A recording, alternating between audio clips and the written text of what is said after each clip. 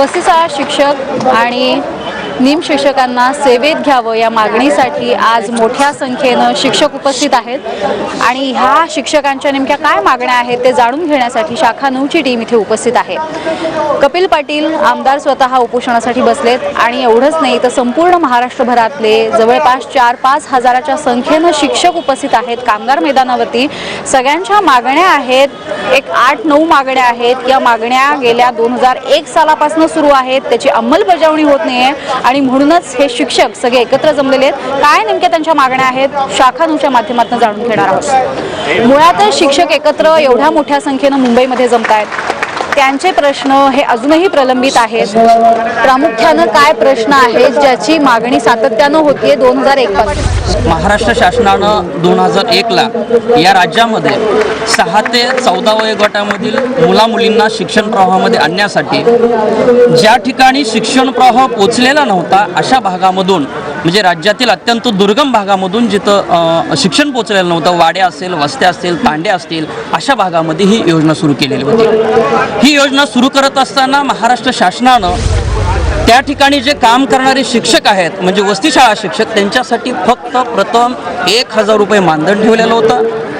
तरीही महाराष्ट्रामधील 8500 वसतिशाळा शिक्षक पुढे आले। त्या शिक्षकांनी त्या वाड्या, वस्त्या, तांड्यावरती जी काही दाखलपात्र मुलं होती शाळेमध्ये येण्यासाठी, त्या मुलांना एकत्रित केलं। ती मुलंच फक्त एकत्रित केलेली नाहीत, त्यांच्यासाठी निवारा उपलब्ध केला। निवारा उपलब्ध करून त्यांच्यासाठी जे काही भौतिक सुविधा लागत होत्या त्या भौतिक सुविधा देखील त्या ठिकाणी त्या शिक्षकांनी दिल्या आणि खऱ्या अर्थानं राज्यामधील या वसतिशाळा शिक्षकांनी ही योजना नावारूपाला आणली। लाखो मुलांना, 6 ते 14 वयोगटातील लाखो मुलांना शिक्षण प्रवाहामध्ये आणलं। मात्र सातत्यानं ज्या घटकानं ही योजना यशस्वी केली त्या घटकाकडे मात्र, म्हणजे वसतिशाळा शिक्षकाकडे मात्र शासनानं जाणून बुजून दुर्लक्ष केलेलं आहे।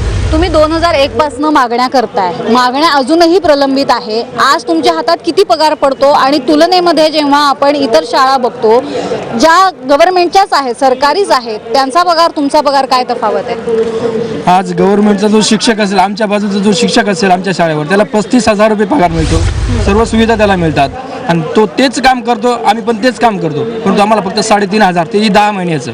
आम्ही पूर्ण 12 महिने काम करतो। परीक्षेसंदर्भात मार्च एप्रिल महिन्यामध्ये काम करतो, त्याच्यानंतर मे मध्ये महाराष्ट्र दिन साजरा करतो। 12 महिने काम करतो तरी आम्हाला 2 महिन्याचा पगार दिला जात नाही। आणि गेल्या 13 वर्षापासून आमची जी अपेक्षा आहे की शासन आज नाही उद्या आम्हाला कायम करेल आणि फुल पेमेंटवर आम्हाला कामावर घेईल, पण शासनाने आम्हाला एक असं एक हे दाखवलं, लालूच दाखवली। दरवेळेला आश्वासन द्यायचं आणि ते पाळायचं नाही। त्या दृष्टीने आमचे 13 वर्ष आतापर्यंत गेलेले आहेत। शासनाने आता आमची जी पातळी आहे, शेवटची पातळी आमची आता संयम, तो आता त्यांनी सुटलेला आहे। शासनाने याच्याकडे लक्ष द्यावं आणि उद्या किंवा परवा आमचा प्रश्न सोडावा, नाहीतर उद्याचा आमचा प्रश्न सोडावा, नाहीतर हे आंदोलन अतिशय खालच्या पातळीवर जाणार आहे। बरं, तुम्ही म्हणताय 3,500 पगार आहे। आज इथे तुम्ही पुरुष जे मंडळी आहात, जो पगार कमवताय, 3,500 मध्ये नेमकं काय होतं हे सुद्धा पाहणं गरजेचं आहे। आज 3,500 पगार आहे, भागतं तुमचं त्या पैशामध्ये? 3,500 मध्ये फक्त आमची मुलं उपाशी म्हटलं अक्षरशः मध्ये हो। 3,500 मध्ये मजुराला 200 रुपये रोज भेटतो, आम्हाला अक्षरशः 3,500 पगार आहे। आमचं घर चालत नाही, शासनाला कळलं पाहिजे हो। मजुराला अक्षरशः 200 रुपये रोज भेटतो। आम्ही शिक्षक असताना आमची मनस्थिती एकदम बिघडलेली होती हो। पण मग तुम्ही दुसरा व्यवसाय सुरू केलाय, शिक्षणाबरोबर दुसरं काही करताय? आम्ही 9 ते 4 या वेळेमध्ये शाळा पूर्ण वेळ काम करत असल्यामुळं 1ली ते 4थी पर्यंत 4ही वर्ग सांभाळत असताना 9 ते 4 पूर्ण वेळ शाळा करतो। त्यामुळं आम्हाला कुठल्याही कामामध्ये हस्तक्षेप करता येत नाही आणि वेळही मिळत नाही। आणि महत्त्वाचं असं आहे की पूर्ण वेळ काम करत असताना, अत्यल्प मानधन असताना अतिशय आमची पोटाची खळगीसुद्धा भरत नाही आणि आम्ही अल्पपोटी आणि अर्धपोटी राहून पूर्ण वेळ काम करतो आहे। आणि 3,500 मध्ये शासनानंच ठरवावं काय होते आणि काय नाही। अन्यथा या 2 दिवसात आमचा जर प्रश्न नाही सुटला तर राज्याचा प्रसिद्धी प्रमुख या नात्यानं मी सांगतो आहे की अक्षरशः आम्ही सर्वच्या सर्व इथं आत्मदान करू असा इशारा आम्ही ठाम देतो. आम्ही घराकडे जाण्यासाठी आलेलो नाही. आम्ही बिलकुल आत्मदान सर्वच्या सर्व करू. या ठिकाणी उपोषण आमचं अतिशय शासन आमची अतिशय अशी आमची हे चांड मांडलेली आहे, पिळवणूक केलेली आहे. एक प्रकारे निर्भत्सना होतीये. तुम्ही आज एका आशेनं एका अपेक्षेनं काम करताय. विद्यादानाचं काम आहे, मात्र तुमच्याकडे सातत्यानं दुर्लक्ष आहे. आम्हाला शासनानं डी.एड करून घेतलं. डी.एड झाल्यानंतर 2-2 वर्ष सुटायला झाली तरी आम्हाला नियमित केलं नाही आणि 10 महिन्यांसाठी फक्त 3,500 रुपये पेमेंट दिलं जातं. काही शिक्षकांना फक्त 1,500 रुपये दिले जातात आणि त्यानंतर आमच्या शाळेवर जे शिक्षक आहेत नियमित शिक्षक त्यांना 35,000 रुपये महिना पर मंथली पेमेंट दिलं जातं आणि तेच काम आम्ही करतो तर आम्हाला फक्त 3,500 रुपये दिलं जातं. कधी कधी आम्हाला आमचं जीवन आमचं पोट भरत नाही, म्हणजे आम्ही उपाशी मरतो. आमच्या बायको पोरांना आम्ही काय खायला देऊ. त्यानंतर उन्हाळी सुट्टी असेल तर आम्हाला रोजंदारीने कामाला जावं लागतं, अशी परिस्थिती असते. अगदी एक विद्यादानाचं जे तुम्ही काम करताय, आज इतक्या मोठ्या संख्येनं शिक्षक सगळे उपस्थित आहेत, महिला शिक्षिका सुद्धा इथे आहेत. मूळ जो प्रश्न आहे तो कायम अनुत्तरित राहतो, त्याच्यावरती काहीच तोडगा निघत नाही आणि तुमची कायम बोळवण केली जाते. मॅडम, इतकी आश्चर्याची गोष्ट आहे की 2008 पर्यंत आम्ही अनेक आंदोलनं केले, जवळजवळ 29 ते 30 आंदोलनं केलेले आहेत. 2008 पर्यंत हे महाराष्ट्र शासन आम्हाला असं उत्तर देत होतं की सुप्रीम कोर्टाच्या निर्णयामुळं तुम्हाला डायरेक्ट सेवेमध्ये घेता येत नाहीये. परंतु विद्यमान जे शालेय शिक्षण मंत्री आहेत नामदार राजेंद्रजी दर्डा साहेब यांनी 30 ऑक्टोबर 2012ला एक बैठक घेतलेली होती, प्रशासकीय बैठक, संघटना आणि अधिकारी, आणि त्यानंतर त्यामध्ये असं सूचित झालेलं होतं की राज्याचे जे महाधिवक्ता आहेत त्यांच्याकडून अभिप्राय मागवावेत आणि त्यानंतर पुढचं डिसिजन घेण्यात यावे.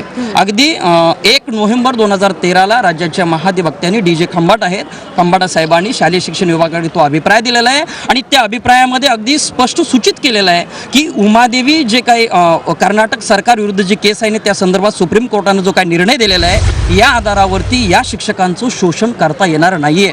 गेली 13 वर्ष झालं ते काम करतायत आणि सद्यस्थितीला 7 ऑगस्ट 2013ला पंजाब सरकार विरुद्ध निहाल सिंग उमादेवीच्या अगेन्स्ट जो काही सुप्रीम कोर्टाचा निर्णय झालेला आहे त्या आधारावरती या लोकांचं शोषण न करता यांना प्राथमिक शिक्षकांची वेतन श्रेणी देण्यात यावी असं त्यांनी सूचित केलेलं आहे. त्यानंतर त्या अभिप्रायावरती शिक्षण विभागानं प्रस्ताव तयार केला, कॅबिनेटचा प्रस्ताव तयार केला. त्या प्रस्तावाला नियोजन विभाग असेल, सामान्य प्रशासन विभाग असेल, वित्त विभाग असेल, या विभागाच्या मान्यता मिळाल्या आणि त्यानंतर राज्याचे उपमुख्यमंत्री मुख्यमंत्र्यांची देखील सही झाली. आणि का कुणास ठाऊक परत असं सूचित करण्यात आलं की महाधिवक्त्यांना बोलवावं, संबंधित सचिवांना बोलवावं आणि मग त्यामध्ये चर्चा करून मग कॅबिनेट पुढं हा प्रस्ताव ठेवण्यात यावा. अत्यंत अजब गोष्ट आहे की राज्याचे महाधिवक्ता लिखित स्वरूपामध्ये अभिप्राय देतात, संबंधित सर्व सचिव लिखित स्वरूपामध्ये त्यांचे अभिप्राय देतात. लिखित स्वरूपात अभिप्राय आल्यानंतर मग या मंत्री महोदयांना सुचतं की त्यावरती चर्चा करावी. अत्यंत पुरोगामी समजल्या जाणाऱ्या या महाराष्ट्रामध्ये लाजीरवाणी अशा प्रकारची गोष्ट आहे. तेव्हा अगदी मी महाराष्ट्र राज्य प्राथमिक शाळा शिक्षक संघाच्या वतीनं इशारा देतोय शासनाला की गेली 13 वर्ष झालं अत्यंत प्रामाणिकपणे हे लोक काम करतायत की ज्या शासनाला राज्यातील वाड्या वस्त्यावरती किंवा दुर्गम भागामध्ये शिक्षण पोहोचवता आलेलं नव्हतं अशा ठिकाणी या लोकांनी शिक्षण पोहोचवलेलं आहे. आणि आता राज्याच्या महाधिवक्त्यानं सांगितलेलं आहे की कायदेशीर कुठली बाब अडचण नाही, 1 नया रुपया आमचा महाराष्ट्र शासनावरती आर्थिक भार पडत नाही, कारण गेली अनेक वर्ष प्राथमिक शिक्षकाच्या पदावरती आम्ही काम करतोय. त्यामुळे नव्यानं आर्थिक बजेट त्या ठिकाणी निर्माण करण्याची गरज नाही आहे. तेव्हा अत्यंत प्रामाणिकपणे नम्रपणे सांगतोय की आमचा जो संयम आहे तो संयम आता सुटत चाललेला आहे आणि जर का उद्याच्या कॅबिनेटमध्ये आमचा निर्णय नाही झाला तर निश्चितपणे आम्ही शिक्षक आहोत या भावनेतून आजपर्यंत संविधानाचं आम्ही मान राखलेला आहे, घटनेचा मान राखलेला आहे. परंतु जर का शासन या सनदशीर मार्गामधून जर ऐकणार नसेल तर निश्चितपणे आम्हाला रस्त्यावरती उतरावं लागेल आणि निश्चितपणे जर उद्याच्या कॅबिनेटमध्ये आमचा प्रश्न नाही आला तर निश्चितपणे आम्ही रस्त्यावरती उतरणार आहोत. एक संघटनेचा अध्यक्ष म्हणून शासनाला मी इशारा देतोय. अगदी मुळातच आज सध्या परिस्थिती निर्माण झाली आहे, या परिस्थितीला कारणीभूत सरकार आहे हे ठामपणे हे सगळेजण सांगतायत. ही परिस्थिती उद्भवलेली आहे, इतक्या सगळ्यांना जवळपास 8,000पेक्षा जास्त शिक्षक आहेत आणि आज निम्म्यापेक्षा जास्त शिक्षक इथे मुंबईमध्ये दाखल झालेले आहेत. या सगळ्यांचं उपोषण सुरू आहे, मात्र अजून सरकारला जाग येत नाहीये. या सगळ्यांचे नेमके प्रश्न काय आहेत, कुठेपर्यंत ते पोहोचलेले आहेत हे सुद्धा जाणून घ्यायचे. मात्र इथे घेतो एक ब्रेक.